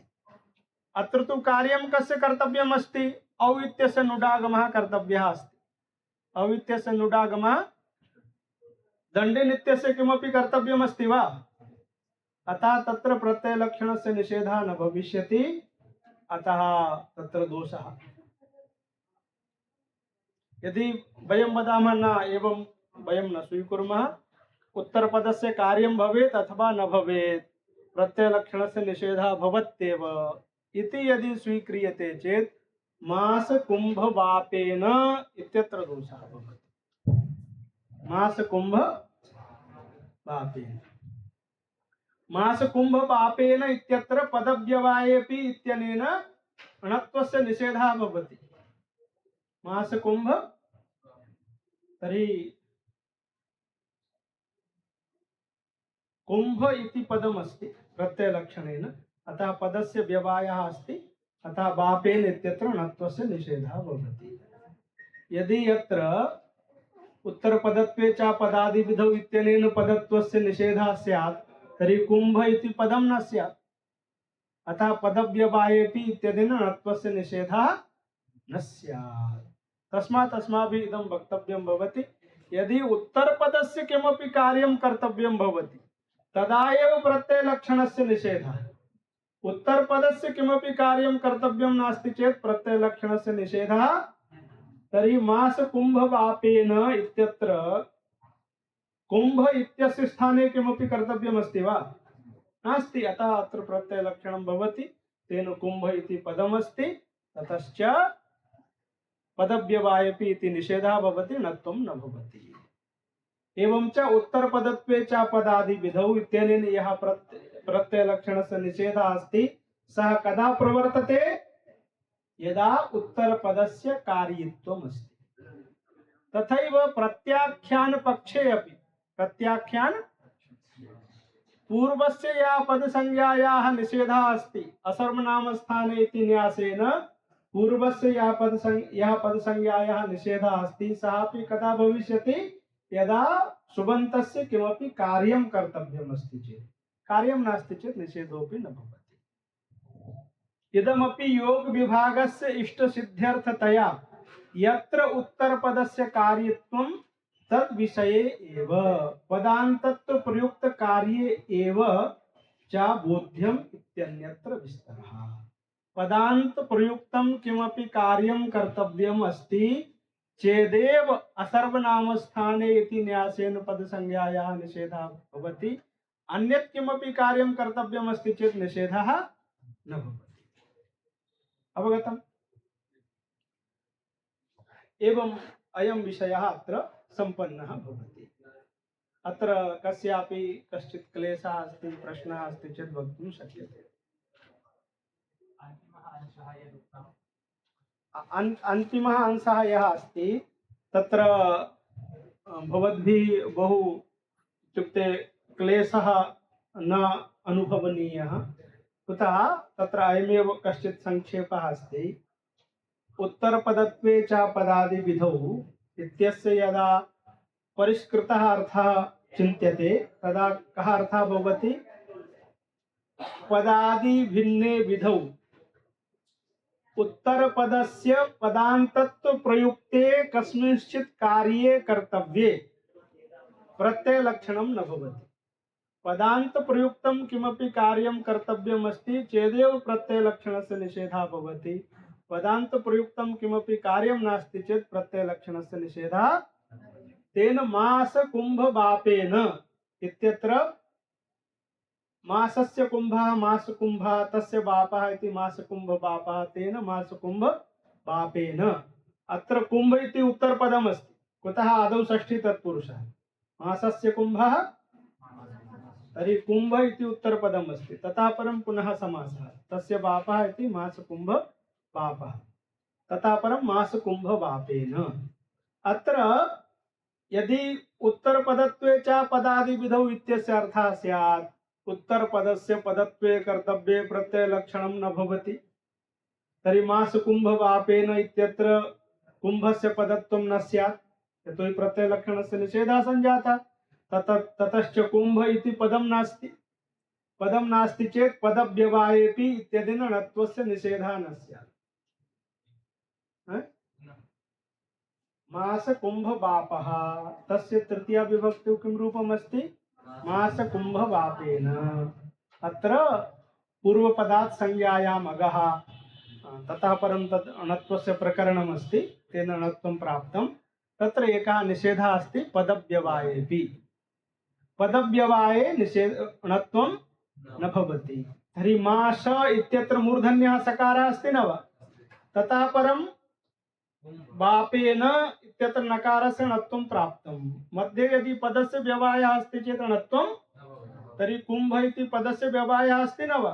अतः णत्वं न जातम्। किन्तु अधुना कश्चित् वदिष्यति कुंभ इति पदं नास्ति। कुतः? उत्तरपदत्वे च पदादिविधौ इति वार्तिकेन तत्र प्रत्ययलक्षणस्य निषेधः सञ्जातः। ततश्च पदव्यवायः नास्ति चेत् णत्वस्य निषेधः न स्यात्। एवं च मासकुंभवापेन इत्यत्र णत्वापत्तिः। तदा अस्य दोषस्य परिहाराय वार्तिकस्य अर्थः परिष्कृतः। वार्तिकस्य कः अर्थः कृतः? उत्तरपदस्य यदि किमपि कार्यं कर्तव्यमस्ति तदपि कार्यं पदान्त प्रयुक्तं भवेत् तदा प्रत्ययलक्षणस्य निषेधः।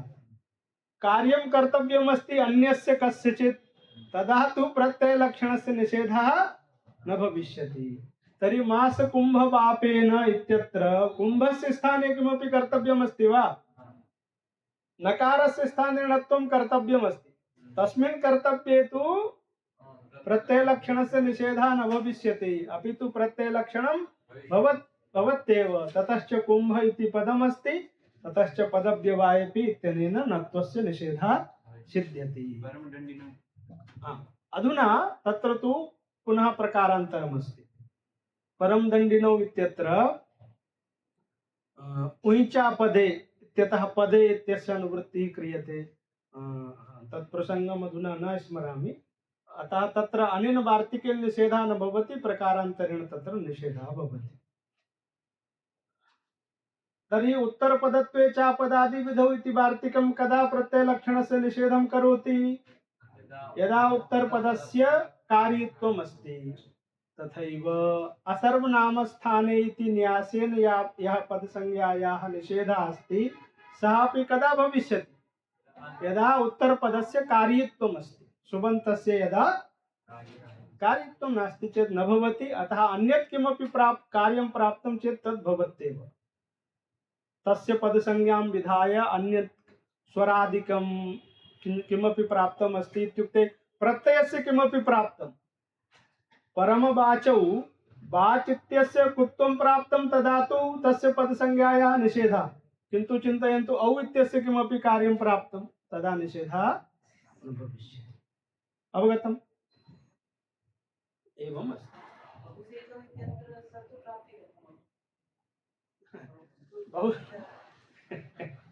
बहुशेचौ इत्यत्र सत्त्वस्य प्राप्तिः कथं? भवान् एव आदेशप्रत्यययोः इति सूत्रस्य अर्थं वदतु। इणुकुभ्यां परस्य तर्हि बहु इत्यत्र उ इण् अस्ति न वा? ततः परं सकारः अस्ति सः आदेशरूपः अस्ति अतः सत्त्वं प्राप्तं। अवगतम्? पश्यन्तु टीकाग्रन्थाः कथं पठनीयाः। यानि सूत्राणि तस्मिन् प्रसङ्गे व्याख्यातानि तेषाम् अर्थः अस्माकं बुद्धौ भवेत्। तेषाम् उदाहरणानि यदि अस्माकं बुद्धौ सन्ति चेत् वयं समन्वयं कर्तुं शक्नुमः। यदि नास्ति चेत् तदा तु आदौ तेषां समेषां सूत्राणां विचारः कर्तव्यः, ततः परं यदि टीकां पठामश्चेत् क्लेशः न भविष्यति। अधुना यदि भवन्तः नालुम्ताङ्गस्य इत्यस्य काशिकां पठिष्यन्ति चेत् सम्पूर्णायाः अपि पदमञ्जरी व्याख्यायाः अवगमः भविष्यति।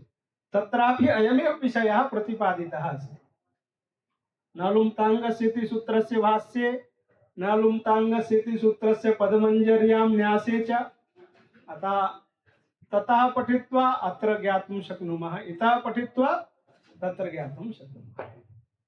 विषयः तु एकः एव अस्ति।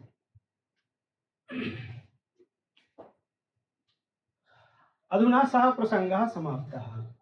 मूले यः प्रसङ्गः आगतः आसीत्, रामेषु पञ्चमे तत्पुरुषे रामेषु इत्यत्र सत्वं न स्यात्, तदर्थं किम् उक्तम्? स्वादिषु इत्यनेन पदत्वम् अस्ति चेत् निषेधः न भवति। अधुना किञ्चित् विचित्रम् उदाहरणं ददाति शब्दरत्नकारः। राजपुरुषेषु, राजपुरुषेषु, अत्र पुरुष इत्यस्य पदसंज्ञा स्वादिष्व सर्वनाम स्थाने इत्यनेन अस्ति वा? नास्ति। अस्ति, अस्त्येव, किन्तु सुप्तिगन्तं पदम् इत्यनेनापि अस्ति न वा? रामेषु इत्यत्र तु रामे इत्यस्य सुप्तिगन्तं पदम् इत्यनेन पदसंज्ञा नासीत्। अधुना समस्तम् उदाहरणं स्वीकृतं। राजा चासौ पुरुषः अथवा राज्ञः पुरुषः इति राजपुरुषः। तर्हि राज इदमपि पदमस्ति, पुरुष इदमपि पदमस्ति प्रत्ययलक्षणेन, तस्मात् सप्तमी बहुवचनं राजपुरुषसु। अधुना यचिभम् इति सूत्रस्य तु अत्र प्रसक्तिः नास्ति, यकारादि प्रत्ययः नास्ति, अजादि प्रत्ययः नास्ति। असर्वनाम स्थाने इति न्यासेन अत्र पदसंज्ञायाः निषेधः न भविष्यति, यतोहि अयं सर्वनाम स्थान संज्ञकः प्रत्ययः नास्ति। सप्तमी बहुवचनं, सप्तमी बहुवचनमस्ति न वा? तर्हि राज इत्यस्य प्रत्ययलक्षणेन पदसंज्ञा, पुरुष इत्यस्यापि प्रत्ययलक्षणेन पदसंज्ञा। पुनः स्वादिषु इति सूत्रेण राजपुरुष इत्यस्यापि पदसंज्ञा अस्ति, अस्ति न वा? बहुवचने झल्लेत् राजपुरुषे सु। अधुना सात्पदाद्यो इत्यत्र कः पक्षः स्वीकृतः? पञ्चमी तत्पुरुषः। तर्हि पदात् परः यः आदिः पदं किमस्ति? पुरुष अथवा पुरुषे, तस्मात् परः आदिः सकारः अस्ति, तस्य सत्वस्य निषेधः। भवद्भिः किं ज्ञापनं कृतं? स्वादिषु इत्यनेन यदि पदसंज्ञा अस्ति चेत् अयं निषेधः न प्रवर्तते, किन्तु अत्र तु सुप्तिगन्तं पदम् इत्यनेन पदसंज्ञा अस्ति, अस्ति न वा? तर्हि अत्र तु षत्वस्य निषेधः पञ्चमी तत्पुरुषे स्यात्। एवं च राजपुरुषेषु इत्यत्र कथं सत्वम् इति प्रश्नः कृतः। न च राजपुरुषेषु इत्यत्र दोषः अंतर्वर्तृविभक्त्या सुबन्तम् इति पदत्वम् आश्रित्य निषेधापत्तेः इति वाच्यम्। तर्हि वदति न वाच्यम्। कुतः न वाच्यम्? तदेव समाधानं ददाति। सातिग्रहणेन स्वादिषु इति यस्य पदसंज्ञा तदुत्तरस्य सत्वनिषेधः भवति। सातिग्रहणेन किं ज्ञापितमस्ति? तदुत्तरस्य आदेः सकारस्य सत्वस्य निषेधः न भवति। तर्हि राजपुरुष इत्यस्य तु स्वादिष्व सर्वनाम स्थाने इत्यनेन पदसंज्ञा विद्यते न वा? तदुत्तरः एव अयम् आदेः सकारः अस्ति। सुप्तिगन्तं पदम् इत्यनेन यस्य पदसंज्ञा पुरुषे इत्यस्य अथवा पुरुष इत्यस्य, तस्मात् उत्तरं तु अस्ति, किन्तु यस्य स्वादिष्व सर्वनाम स्थाने इत्यनेन पदसंज्ञा अस्ति, तस्मादपि उत्तरम् अस्ति न वा? अस्माभिः किं ज्ञापनं कृतं? स्वादिषु इत्यनेन यस्य पदसंज्ञा तदुत्तरस्य आदेः सकारस्य षत्वस्य निषेधः न भवति। तर्हि राजपुरुषे इति समुदायस्य स्वादिस्व सर्वनामस्थाने इत्यनेन पदसंज्ञा विद्यते न वा? तदुत्तरः आदिः सकारः अस्ति न वा? अतः तस्य स्थाने यत् सत्त्वं प्राप्तं तस्य निषेधः न भविष्यति इति। अतः रामेषु इति वा भवेत्, राजपुरुषेषु इति वा भवेत्, कुत्रापि सत्त्वस्य निषेधः न भविष्यति। स्वादिषु इति यस्य पदसंज्ञा तदुत्तरस्य सत्त्वनिषेधो नेति ज्ञाप्यते इति तत्तात्पर्यात्। प्रत्याख्यान रीत्या प्रत्याख्यान पक्षे स्वादिषु इत्यस्यापि द्वौ अर्थौ वर्णितौ न वा? अतः राजपुरुषसु इत्यत्र स्वादिषु इति सूत्रेण राजपुरुष इत्यस्यापि पदसंज्ञा अस्ति, पुरुष इत्यस्यापि पदसंज्ञा अस्ति। यथा अजादौ विभक्तौ परता समुदायस्य उत्तरभागस्य भासंज्ञा भवति, तथैव हलादौ प्रत्यये परता समुदायस्य उत्तरभागस्य च पदसंज्ञा स्वादिषु इति सूत्रेण क्रियते। अतः राजपुरुष इत्यस्यापि स्वादिषु इति सूत्रेण पदसंज्ञा अस्ति, पुरुष इत्यस्यापि स्वादिषु इत्यनेन पदसंज्ञा अस्ति। अतः अत्र निषेधे कोऽपि क्लेशः नास्ति, तस्मात् अत्र षत्वं भवत्येव। प्रत्याख्यान रीत्या तस्यापि स्वादिषु इति पदत्वाच्च, तस्यापि इत्युक्ते पुरुषस्यापि। राजपुरुष इत्यस्य तु अस्त्येव, किन्तु पुरुषस्यापि अस्ति। यतोहि तत्रापि कः अर्थः वक्तव्यः? स्वादौ परतः पूर्वः प्रकृतिभागः पदं भवति, तत्र यत् सुबन्तं तदपि पदं भवति। अवगतम् इति न लुम्ता इति सूत्रे भाष्ये स्पष्टम्। अयं सर्वोऽपि विषयः न लुम्ताङ्गस्य इति सूत्रस्य भाष्ये वर्तते। अधुना कश्चित् विषयः अस्ति, व्यतिशे इति उदाहरणं मूले आगतम्। प्रत्याख्यानपक्षे सुप्रत्ययः वर्तते, स्वादिषु इति प्रत्यय पदसंज्ञा विद्यते, सुबन्तं परं भवति इति। इदानीं राजपुरुष इत्यस्मादेव सुविहितः इत्यस्य सत्यं। राजपुरुष इत्यस्यैव पदसंज्ञा भवेत्, पुरुष इत्यस्य पदसंज्ञा। स्वादिषु प्रत्ययेषु परेषु पूर्वं यत् सुबन्तम् अस्ति, पूर्वं सुबन्तं किमस्ति? पुरुष प्रत्ययलक्षणेन, अतः तदपि पदं भवति, पूर्वः प्रकृतिभागः तु पदं भवत्येव इत्यनेन सूत्रेण। अवगतम्? मूले व्यतिशे इति प्रयोगः आगतः आसीत्, तस्य सत्त्व तत्र सत्त्वस्य आपादनं कृतं, समाधानं कृतं, सः विषयः सम्प्रति नास्ति। अधुना तत्रैव कश्चित् अपरः प्रश्नः अस्ति। व्यतिशे इत्यत्र कर्तरि कर्म व्यतिहारे इत्यनेन आत्मने पदम् अस्ति, अन्यथा तु वसुधातु परस्मैपदी अस्ति न वा? किन्तु अत्र कर्तरि कर्म व्यतिहारे व्यतिलुनीयते व्यतिशे, तत्रैव इदमपि उदाहरणं दत्तमस्ति। अधुना प्रश्नः अस्ति, कर्म व्यतिहारः इत्यस्य अर्थः क्रिया व्यतिहारः। तर्हि क्रिया व्यतिहारः कदा भविष्यति? एकः एव जनः कार्यं करोति चेत् कस्याः क्रियायाः व्यतिहारः? द्वौ त्रयः वा जनाः कस्मिंश्चित् कार्ये संलग्नाः, अन्यस्य क्रिया भिन्ना भिन्ना आसीत्, क्रियासु परिवर्तनं जातं, तदा क्रिया व्यतिहारः संजातः न वा? तर्हि परिवर्तनम् इति सामान्येन चिन्तयतु। क्रिया विभिन्न नानाकर्तृकाणां क्रियाणां परस्परं विनिमयः। यथा भवतां क्रिया का अस्ति? सम्प्रति पठनं। मम क्रिया का अस्ति? पाठनं। किञ्चित् कालात् परं भवान् तत्र पाठयिष्यति, अहं पठिष्यामि। इदमेव परिवर्तनम् अस्ति, कर्म व्यतिहारः। तर्हि कर्म व्यतिहारे द्विवचनं वा भवेत्, बहुवचनं वा भवेत्। यतोहि परिवर्तनं कर्तव्यमश्चेत् न्यूनातिन्यूनं द्वयोः तु अपेक्षा भविष्यति न वा? द्वौ कर्तारौ अपेक्षितौ, त्रयः वा अपेक्षिताः, तर्हि द्विवचनं वा भविष्यति, बहुवचनं वा? अतएव भाष्ये द्विवचनान्तस्य उदाहरणं लभ्यते, बहुवचनान्तस्य च उदाहरणम् अस्ति। एकवचने कर्म व्यतिहारस्य उदाहरणं भाष्ये नास्ति। तर्हि व्यतिशेति प्रयोगः एव न भविष्यति।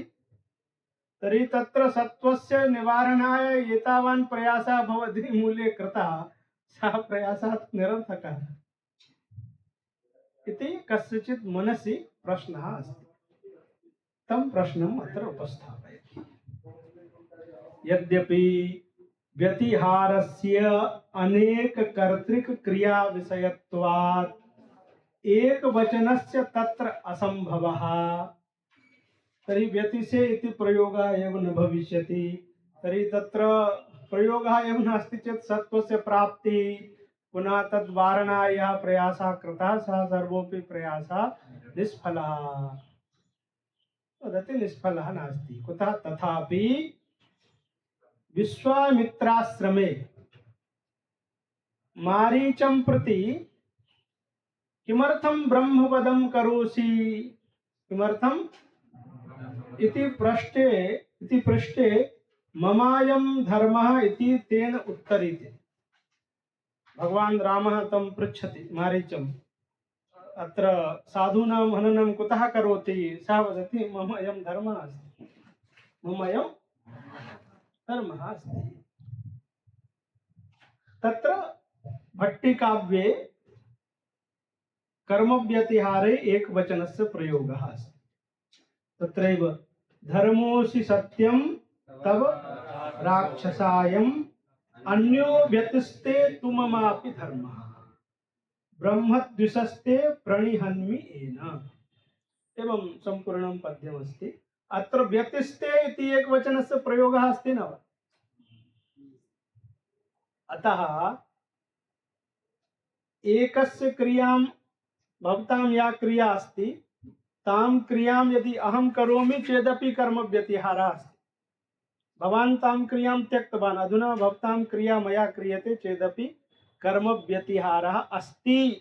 अतः कर्म व्यतिहारे एकवचनं भवितुम् अर्हति। तस्मात् व्यतिशे इति प्रयोगः भवति। अतः सत्त्वस्य निषेधाय प्रयत्नः कर्तव्यः एव। तदेव लिखति इति भट्टी काव्य राम वाक्ये तव धर्मेण मम अन्यः धर्मः तपोरूपः व्यत्यासेन भवति। तव धर्मेण, हे राक्षस, तव धर्मेण मम अन्यः धर्मः अस्ति, मम धर्मेण तव अन्यः धर्मः अस्ति। रामस्य धर्मः कः? तपः। तस्य धर्मः कः अस्ति? हननम्। अधुना अत्र व्यत्यासः भविष्यति। अहं हननं करिष्यामि, भवान् तपः करोतु। अतएव मारीचस्य यदा बाणेन हननं कृतं तदा मारीचः बहु दूरं गत्वा पतितः। तत्र गत्वा तेन तपः आरब्धः न वा? तपः आरब्धं न वा? ततः परं तस्य समीपे रावणः आगतवान्। यदा विश्वामित्रस्य आश्रमे भगवान् रामः गतः तदा यज्ञे विघ्न संपादनाय मारीचः आगतः। तदा भगवता रामेण यस्य बाणस्य प्रयोगः कृतः सः बाणः कीदृशः आसीत्? बाणे यः आदौ आघात संपादनाय यद् भवति तद् रहितम् आसीत्। तेन बाणेन सः बहु दूरं गत्वा पतितः। तस्य हननं न जातं, मरणं। ततः परं सः तत्र पतितः। तथा तत्र गत्वा तेन तपः इत्युक्ते तपं, तपःशब्दः नपुंसकलिङ्गः अस्ति, तपम् आरब्धं तेन। तपः, क्षम्यतां, तपः आरब्धं तेन। भगवता रामेण च तस्य हननं कृतं। तर्हि द्वयोः अपि क्रिययोः परिवर्तनं जातं न वा?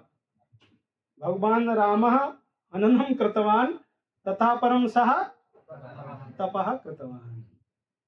अतः तदेव अत्र अस्माकं क्रिया व्यतिस्ते इति प्रयोगः कृतः अस्ति। मम क्रिया हननरूपा सा सम्प्रति भवतां भवति। भवतां च या क्रिया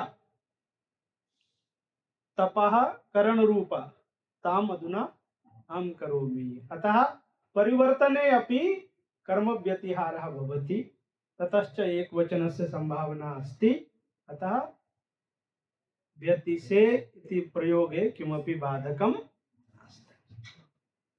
तव धर्मेण मम अन्यो धर्मः तपोरूपो व्यत्यासेन भवति येन धर्मेण त्वत्संबंधिनो निहन्मि इत्यर्थके एक वचन दर्शनात् न दोषः। अद्य आरभ्य तस्यैव तात्पर्यं वदति पद्यस्य किं तात्पर्यम् अस्ति। अद्य आरभ्य त्वद्धर्मः क्रौर्यं मारीचे किम् आसीत् क्रौर्यम् आसीत् तद्धर्मः क्रौर्यं मयि भवति इत्युक्ते रामे भवति। मद्धर्मो अक्रौर्यं च त्वयि भविष्यति। वर्तमान समीपे अत्र लट् अस्ति। रामबाणपातेन समुद्र समीपे पतितः मारीचः तपश्चचारेति रामायणे प्रसिद्धम् अस्ति। अतः अत्र कर्मव्यतिहारः संजातः अस्ति न वा। अतः कर्मव्यतिहारे एकवचनस्य प्रयोगः भट्टिकाव्ये कृतः अस्ति। तत्र च व्याख्याकृद्भिः जयमंगला व्याख्या काचित् व्याख्या भट्टिकाव्यस्य प्रसिद्धा अस्ति। तैः उक्तमस्ति अत्र कर्मव्यतिहारे आत्मनेपदम् अस्ति एकवचनं च अस्ति। अतः कर्मव्यतिहारे एकवचनं संभवति। अन्य संबंधी क्रियाम् इतरः करोति इतर संबंधिनीम् अन्यः इति कर्मव्यतिहार संभवात् इति जयमंगला। अन्यस्य क्रियाम् अपरः करोति अपरस्य क्रियाम् अन्यः करोति। एकः एव जनः अस्ति एकः सः अस्ति एकः अहम्। तस्य क्रियाम् अहं करोमि मम क्रियां च सः करोति चेत् कर्मव्यतिहारः अस्ति। अतः एकस्मिन् कर्तरि अपि कर्मव्यतिहारः संभवति। अतः एकवचने किमपि बाधकं नास्ति। तस्मात् व्यतिशे इति प्रयोगः भवति तत्र च सत्वं न भवति। अधुना व्यतिशे इत्यस्य कः अर्थः तम् अर्थं वदति। व्यतिशे इत्यस्य हे चैत्र मैत्रेण सह व्यत्यस्तो भवसि। मैत्रेण सह व्यत्यस्तो भवति अर्थात यद्देशे मैत्र सत्ता तद्देशे चैत्रस्य सा। मैत्रः तत्र उपविष्टः आसीत् चैत्रः अत्र एकहोरायाः परं मैत्रस्य व्याख्यानकालः आगतः। तर्हि मैत्रः अत्र आगतः चैत्रः तत्र गतः। अयमेव कर्मव्यतिहारः अस्ति। यद्देशे मैत्रसत्ता तद्देशे चैत्रस्य सा। यद्देशे चैत्रस्य सा तद्देशे मैत्रस्य सा इति भवति। इत्युक्ते सत्ता व्यतिशे इत्यस्य अर्थः अस्ति सत्ता परिवर्तिता भवति। चैत्रस्य यद्देशे सत्ता आसीत् तद्देशे अधुना मैत्रस्य सत्ता संजाता। यद्देशे च मैत्रस्य सत्ता आसीत् तद्देशे चैत्रस्य सत्ता संजाता। सा इत्युक्ते सत्ता रूपा क्रिया अवगतम्। अतः स्त्रीलिंग प्रयोगः अस्ति। यद्यपि व्यपदेशिवत् भावेन एकाच्त्वादेः इव अस्यापि अशास्त्रीयस्य अतिदेशो वक्तुं शक्यः। व्यतिशे इत्यत्र भट्टोजी दीक्षितेन तु भिन्नेन प्रकारेण अत्र पदत्वम् आनीतम् एकदेश विकृतम् अनन्यवत् इत्यनेन। व्यपदेशिवत् भावेनापि भवितुम् अर्हति। व्यपदेशिवत् भावः अस्ति न वा। यत्र अधुना प्रकृति संपूर्णा अपि लुप्ता अस्ति। अस् से इत्यस्यैव पदत्वम् अस्ति न वा तिङन्तत्वम् अस्ति न वा। अधुना इत्युक्ते तिङन्त तदादित्वम् अस् से इत्यस्य अस्ति। अधुना अस् इति लुप्तं चेत् से इत्यस्य व्यपदेशिवत् भावेन तिङन्त तदादित्वम् अस्ति। अतः पदसंज्ञा भविष्यति। ततश्च पदादि सकारः अस्ति सत्वस्य निषेधः भविष्यति। अतः अनेनापि प्रकारेण वारणं कर्तुं शक्यते। तर्हि रामेषु इत्यत्र कुतः न सा इत्यस्य सुबन्त तदादित्वं। तर्हि तत्र तु ससहायः अस्ति। असहाय व्यपदेशवद्भावः भवति ससहाये। अतः रामेषु इत्यादौ तु असहायत्वाभावात् न प्रवृत्तिः। तथापि पूर्वपक्षि उक्तम अभ्युपेत्य समाधातुम् उपक्रमते इत्युक्ते व्यपदेशिवद्भावेनापि समाधानं कर्तुं शक्यते, किन्तु भट्टोजी दीक्षितेन तया रीत्या न कृतं। पूर्वपक्षिणा यथा प्रश्नः कृतः आसीत् तथैव तैः समाधानं दत्तं। पूर्वपक्षिणा किम् उक्तमासीत्, तत्र तु तदादि नास्ति, अतः कथं, तर्हि तैः उक्तम् अत्र आदौ तदादिं स्वीकुर्वन्तु, व्यति असस्य तदादि सहितस्य आदौ पदसंज्ञा भवति, ततः परं प्रकृतिभागः लुप्तः अस्ति चेदपि एकदेश विकृतम् अनन्यवत् इत्यनेन पदसंज्ञा अस्ति, अतः सत्त्वस्य निषेधः।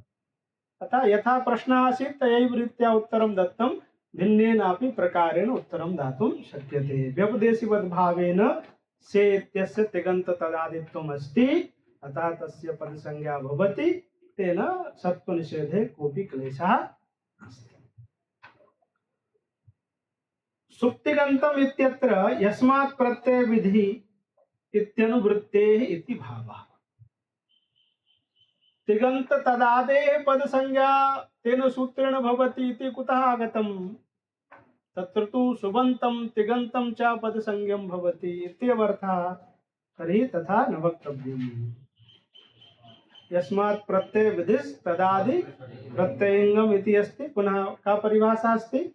यस्मात् सह वेतस् तदादेः तदन्तस्य गणनम्। अतः तदादि तदन्तस्यैव पदसंज्ञा भवति, केवलं तदन्तस्य पदसंज्ञा किम्? अत्र कृतेऽपि एकादेशे, अत्र अधुना रामौ इत्यत्र भट्टोजी दीक्षितेन पदत्वं कथं साधितम्? एकदेश विकृतम् अनन्यवत् इति न्यायेन, तेन न्यायेन भवत्येव, प्रकारान्तरेण अपि भवितुमर्हति, यथा अस्माभिः चिन्तितम् आसीत् तदेव अधुना वदति। अत्र कृतेऽपि एकादेशे, अत्र इत्युक्ते रामौ रामाः इत्यत्र एकादेशे कृतेऽपि एकदेश विकृतम् अनन्यवत् इति उक्तरीत्या मान्तस्य प्रकृतित्वात् औ इत्यस्य च परादिवत् भावेन सुप्त्वात् तदन्तत्वेन पदसिद्धिः इति सिद्धान्तरम् अपि सूचितम्। अयमेव प्रश्नः भवद्भिः कृतः आसीत् न वा? का पङ्क्ति? रामौ इति अस्ति, रामौ इत्यत्र मूले कथं पदत्वं साधितं? राम औ इति अवस्थायाम् आदौ पदसंज्ञा कृता, ततः परम् एकादेशः, ततश्च एकादेशात् प्राक् या पदसंज्ञा संजाता सैव एकादेशानन्तरम् अपि विद्यते इति मूले उक्तमासीत्। प्रकारान्तरेण अपि वक्तुं शक्यते। आदौ एकादेशं कुर्वन्तु, रामौ इति जातम्। अधुना राम इति मान्तस्य प्रकृतित्वं स्वीकुर्वन्तु, केन न्यायेन? एकदेश विकृतम् अनन्यवत्। औ इत्यस्य च अन्तादिवच्च इति सूत्रेण सुप्त्वम् अस्ति, तर्हि राम इति तदादि अस्ति, औ इति सुप् अस्ति, तर्हि राम औ इति सुबन्त तदादि अधुनापि अस्ति न वा? तथा पुनः अपि पदसंज्ञा कर्तुं शक्यते, तत्र कोऽपि क्लेशः नास्ति इति सिद्धान्तात् इति कथनेन इदम् अयं भिन्नः अपि सिद्धान्तः मूले सूचितः अस्ति। अतः एकदेश विकृतम् अनन्यवत् इति न्यायेनैव पदसंज्ञा भवति, अन्यः कोऽपि प्रकारः नास्ति इति वक्तुं न शक्यते। प्रकारान्तरेण अपि पदसंज्ञा भवितुम् अर्हति। इदञ्च अन्तादिवत् सूत्रे भाष्ये स्पष्टम् अस्ति, तत्र भाष्यकारेण अनेनैव रीत्या पदसंज्ञा स्वीकृता अस्ति। तत्र उदाहरणं ददाति, तत्र हि वृक्षे इत्यादौ परादिवत् भावेन एकस्य इति लिखितम् अस्ति कस्मिंश्चित् पुस्तके। भवतः पुस्तके किं लिखितम्? एकस्य इत्यस्य अर्थः एकारस्य इति लिखतु, एकस्य इति नास्ति, एकारस्य। वृक्षे इत्यत्र वृक्ष गि सप्तमी विभक्ति, वृक्ष इ आद्गुणः, वृक्षे इति जातम्। अधुना अस्य पदसंज्ञा कर्तव्या अस्ति। कथं? तर्हि भाष्यकृद्भिः उक्तम्, एकारस्य परादिवद् भावेन किमस्ति? सुप्त्वमस्ति। वृक्ष इति हलन्तस्य च एक देश विकृतम अनन्यवत इति न्यायेन प्रकृतित्वम् अस्ति। तस्मात् वृक्षे इदं शुभन्त तदादि अस्ति, अतः पदसंज्ञा भविष्यति इति भाष्यकृद्भिः उक्तमस्ति। अतः यथोद्देश्य पक्षे एक देश विकृतम अनन्यवत इति न्यायेन पदसंज्ञां स्वीकुर्वन्तु। कार्यकाल पक्षे अधुनैव पदसंज्ञा कर्तव्या अस्ति, तदा अनया रीत्या पदसंज्ञा कर्तव्या। ततः परं प्रकृति सन्निधाने प्रत्ययस्य पदत्वं नास्ति इत्यस्य तत्र हेतु दत्ता अस्ति। अनुपयोगाच्च प्रकृति सन्निधाने प्रत्ययस्य पदत्वं नास्ति इति सन्निधा इति नियमस्य कः उपयोगः? अत्र चेन ससहाये व्यपदेशिवद् भावा प्रवृत्त्या तत्सन्निधाने तेषां पदत्वं नास्ति इति सूचितम्। प्रकृति सन्निधाने व्यपदेशिवद् भावः कथं भविष्यति? असहाय व्यपदेशिवद् भावः भवति, ससहाय व्यपदेशिवद् भावः। ततश्च प्रकृति सन्निधाने प्रत्यय मात्रस्य पदसंज्ञा प्राप्ता एव नास्ति, तदर्थं निषेधकथनस्य कापि आवश्यकता नास्ति। आद्यन्तवत् सूत्रस्थ भाष्योक्त एक पुत्राति दृष्टान्तेन तथैव लाभात्। असहाय एव व्यपदेशिवद् भावः भवति, ससहाय न भवति इत्यत्र किं प्रमाणं? तर्हि आद्यन्तपदेकस्मिन् इति सूत्रस्य भाष्यमेव प्रमाणमस्ति। एकः अवशिष्टः अस्ति चेत् तत्र व्यपदेशिवद् भावः भवति। त्रयः पुत्राः सन्ति चेत् तत्र ज्येष्ठस्य व्यपदेशिवद् भावेन कनिष्ठत्वम् अपि अस्ति इति कोऽपि वदति वा? तदा यः कनिष्ठः स एव कनिष्ठः। एकः एव पुत्रः अस्ति चेत् व्यपदेशिवद् भावेन स एव ज्येष्ठः, स एव कनिष्ठः इति भवति। एवं मया यथामति अस्य सूत्रस्य व्याख्यानं कृतमस्ति। भवद्भिः तत् पुनः पुनः पठनीयम्। अत्र व्याख्यानेषु इत्युक्ते भैरव्यां भावप्रकाशे यदि भवन्तः पठिष्यन्ति चेत् क्लेशः अस्ति। तत्र पुनः नैके विचाराः आगताः सन्ति, तस्मात् मूले नैव पठन्तु। यतोहि अन्ये विचाराः तत्र मध्ये आपतिताः सन्ति। अतः टीकां दृष्ट्वा यदि भवन्तः मूलस्य अभ्यासं करिष्यन्ति चेत् इतोपि क्लेशः भविष्यति। पुनः टीकायाः अर्थः कथं किं तात्पर्यमस्ति इति ज्ञाने कश्चित् महान् क्लेशः, तथा अधिकः कोऽपि क्लेशः अपि नास्ति। पुनः पुनः सः भागः पठनीयः अस्ति। तर्हि इत्युक्त्वा अत्रैव विरमामः। सम्प्रति भवतां यदि प्रश्नाः सन्ति चेत्